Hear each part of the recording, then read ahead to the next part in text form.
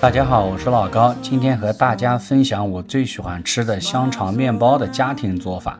老规矩，屏幕上是需要用到的食材和调味料，方便大家准备。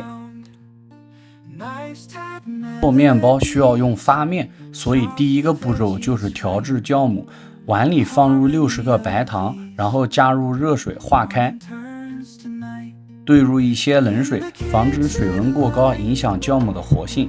总共的水量差不多在350毫升，多一点少一点都没有关系。之后和面的时候可以再调整。最适宜酵母的温度是25至30度之间，差不多就是手放进水里，感觉不热，微微发凉就刚刚好。加入20克酵母，搅拌均匀，放在一旁备用。准备一个大一点的盆，开始和面。我计划是做8个面包，所以我一共用了800克的面粉，加入约50毫升的食用油，这样揉出来的面团更光滑，质地更细腻。分多次少量加入酵母水，然后不停地搅拌面粉，使之形成絮状，然后就可以用手开始揉面了。把面团转移到案板上继续揉，直到面团表面光滑。我大概数了一下，我一共揉了150下。把刚才和面的盆洗干净，喷上点油，然后把面团放进去，开始发面。喷了油之后，面就不会粘连在盆上。发面的最佳条件是在30度的室温中发1个小时。如果室温略低，可以适当延长发面时间，或者在面盆下放一个热水盆，提高温度。切记温度不可太高，超过40度，酵母会停止工作。1个小时后，面团会发酵至原来的2倍大。案板上铺垫面粉，然后把发好的面转移到案板上。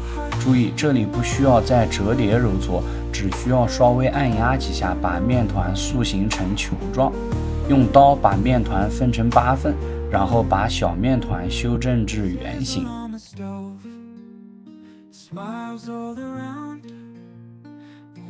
用擀面杖来回把面团擀开，然后放入在超市买的牛肉香肠卷起来，差不多在一半的位置，用刀在剩下的面皮上划几下，然后再卷起来，这样一个香肠面包就做好了。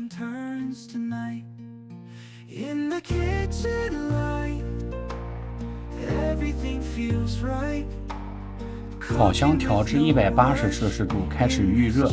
等待的同时，打2个鸡蛋，分离出蛋黄，加点油打散，准备刷在面包上。刷上一层蛋黄液，主要是为了让面包表面颜色更深更亮，看起来更有食欲。刷的时候动作要轻，尽量均匀，薄薄一层就够了。放入烤箱前再撒上一点芝麻，增加香味。预热完成，把面包放入烤箱，设置烤制时间为17分钟。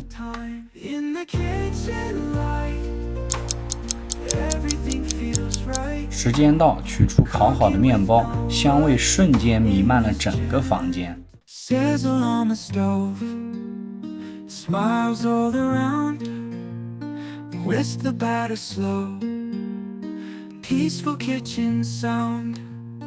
Nice tap melodies, chop the veggies right, harmony of